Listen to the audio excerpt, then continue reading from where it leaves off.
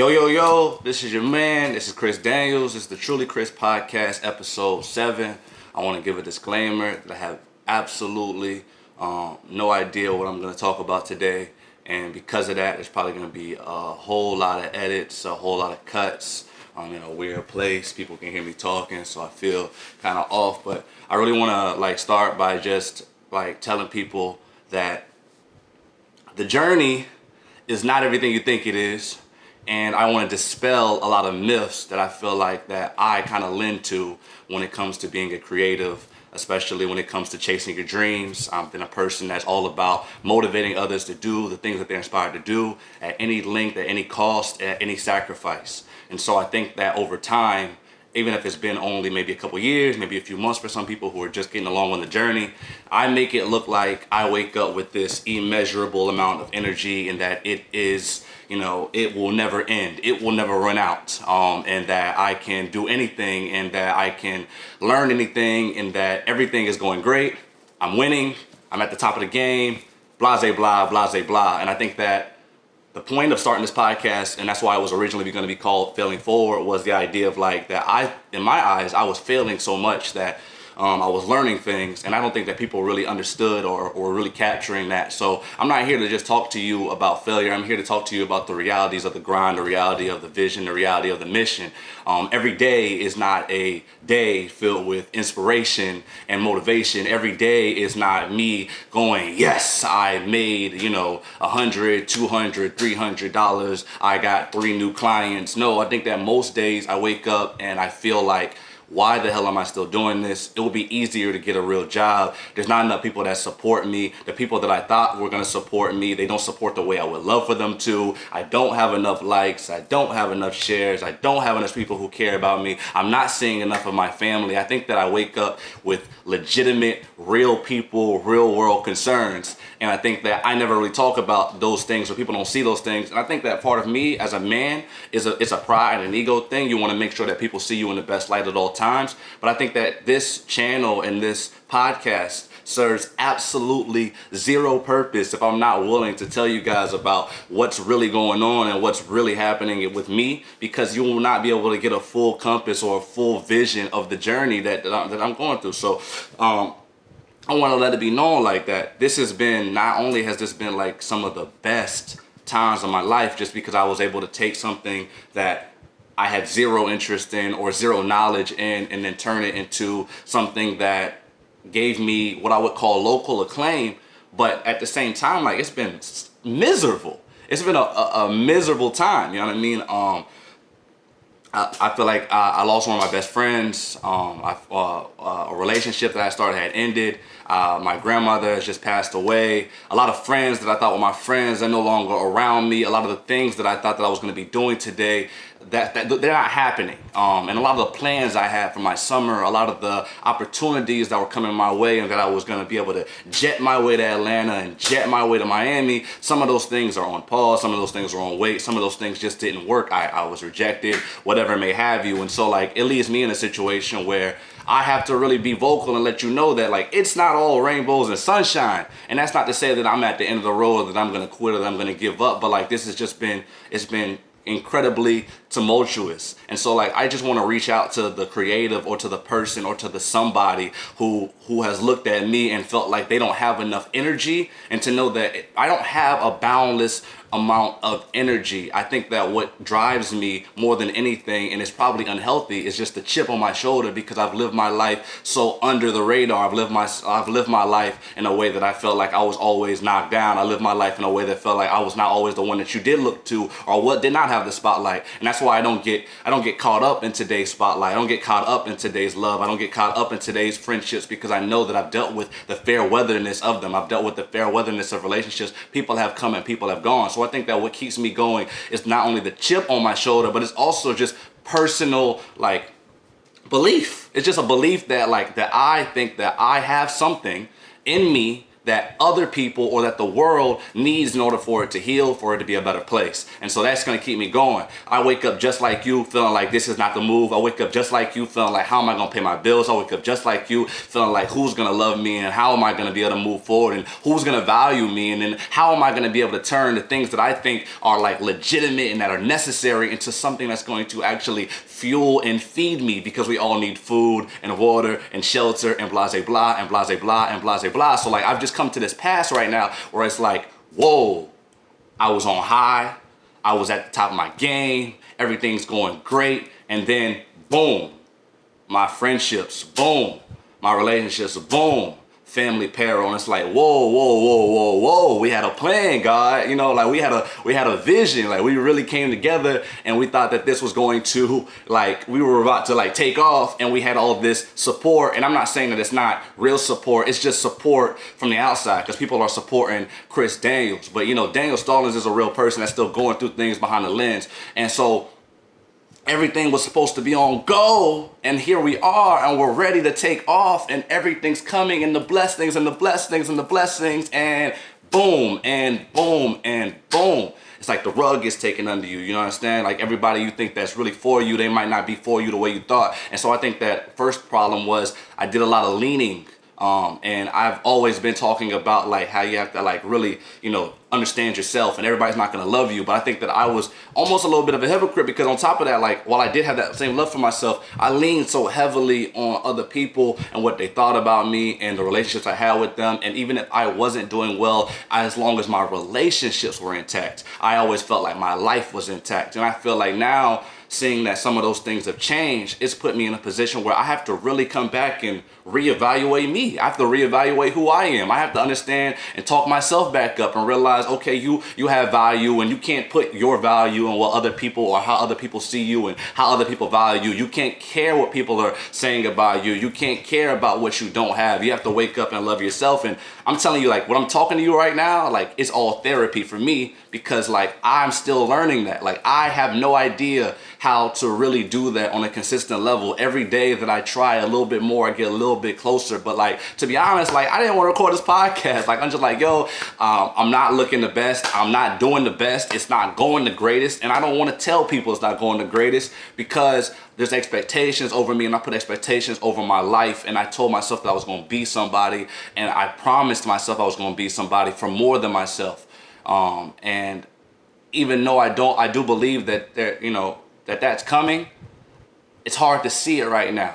Sometimes you got fog, it's all over you, and you don't know where you're gonna go next, you know? So I'm pounding the pavement, man. I'm pounding the pavement. But I think the first thing I did was I really put a lot of my personal stock into other people. And then if those things go away, then those people took that stock with them. Like, you know what I mean? And so like now I have to rebuild my business, you know, rebuild my brand, rebuild my life, you know, in a way that's only about what I have personally within me. Because you have to build structures that can't fall unto themselves unless you have to build structures that can only fall unto themselves. You know, and that's why I've always been a fan of Rome, because like as much as it's cruel and the way that it was, Rome fell into itself. Rome was a powerhouse that at one point in time that could have taken over the entire globe. It could have stretched and won every war imaginable. But Rome fell into itself. It fell into itself because of politics, because of envy, because of greed, because of jealousy. But it wasn't because of the outside. And so I've always sought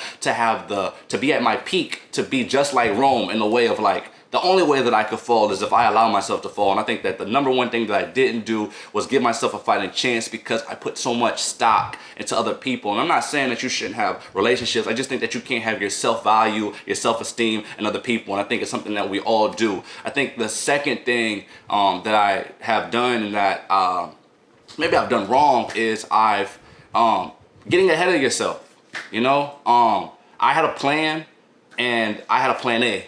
And I was always taught your plan A is your plan A, and if you have a plan B and a C, it takes away from your plan A, you know. And even though very much so I still feel a lot like that, I do believe that there were times to create caveats that I should have utilized. There was times that I should have looked to seek a better way, or maybe I should have weighted on something and move something around. But I think that my ego, my pride, my want, my drive, whatever it may call it, whatever the excuse, my belief that, point one, that other people might be able to hold some of the load as well, was so strong that I was ready to, put myself into it. And so when those things changed, and then now when and the opportunities changed, it left me to hold the pieces of whatever my plan A was and to try to rebuild a new plan. And so I think that not only do you have to have personal stock, that is, your 100% of your stock should be in yourself, but you should also plan and plan again, and plan again and plan again and plan again and plan again, because, things seem so sure. And I'm not really big on details, but things are so sure,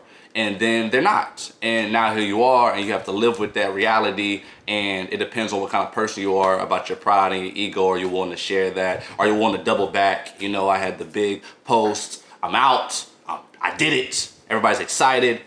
And as much as I'm out, I'm not out yet, right? And so it's like, dang, now you got the questions. Are you really going to do it? Are you really about to make it? Oh, he was just talk, he's not going this, or whatever may have you, right? So that all is something that you got to take on, and that's all the consequence of just not planning.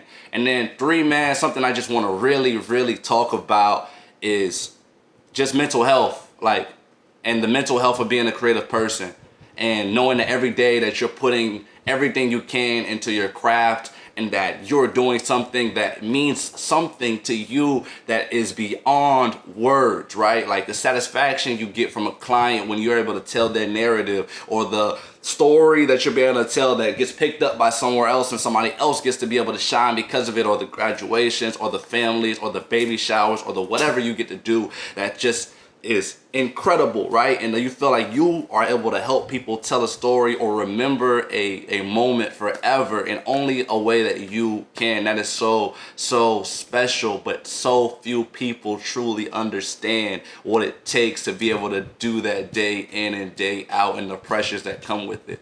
And so as a creative, you end up very lonely because you get the adoration for the product, but you don't get understanding for the process. And the process is so integral to the product. To get to a point where people can admire your work, you have to actually put in the work. And I think that I was having a conversation with somebody yesterday, and I gave them this whole spiel about everything I wanted to do, and how I felt like I fell from grace. And just a side note, it's a big reason right now. It's I feel like this is the Icarus phase, and Icarus, I don't exactly know his whole backstory, but Icarus, they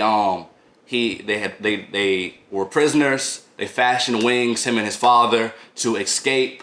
And when they were escaping with these man-made wings, Icarus, he started to fly, and he started to really he started to love the feeling of flight. He started to love the feeling of being free, and he just took off. And his father said, wait, we have to stay at this certain level because of what the wings were made out of. He couldn't get too close to the sun, too much heat, it would go away. But I think that Icarus, he loved to fly, so he went and he whoosh, he goes high in the sky, and he says, I've never felt this free, right? But then the sun, and it melts away the glue, and it melts away what's keeping the wings together, and he falls and he dies, right? And it's the idea of you feel so good about that freedom, you feel so good about that outset, you feel so ready to go, but there's a process to it that you have to go under. There's a procedure that you have to go under, and if you do not follow it a certain way, or if you get too ahead of yourself in this world, you will fall. And so I just feel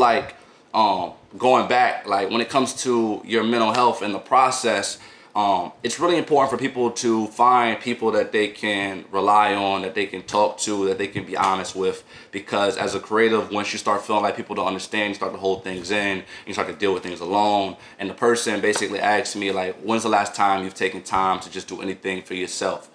And that, just like now, it paused me, because to be honest, there's not a time that I can think of in the last year or 2 years where, if it wasn't for my job, my friend, my relationship, or my passion, that's the reason I did it for. I always do it.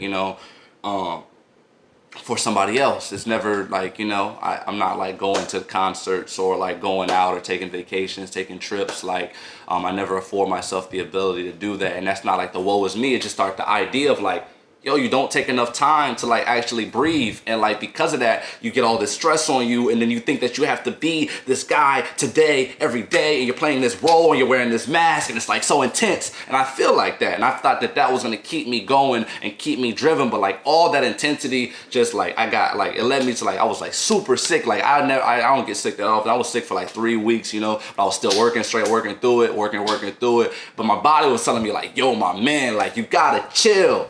And so I just want to speak to that, like personal stock in yourself, having more than, even if you have a plan A, make sure that your plan A has an A1 and A2 and A3, and then really taking care of your mental health and really taking care of yourself and understanding that this is a process and that everybody's not going to understand it. But once you understand that the people you're around don't understand it, or they don't support it, or they don't have enough affection for you, or they can't hold what you're trying to hold, you have to find a new group of people. You have to find people that you can get around that are going to help keep you in the same good spirit. They don't have to motivate you. You should motivate you, but you want to be around people that have good energy, and you want to be around good energy, and you want to be able to breathe, and you want to be able to fly, and maybe not too high, not too close, not too not yet, but you want to be able to fly, and you need to put yourself in a space where you can do that.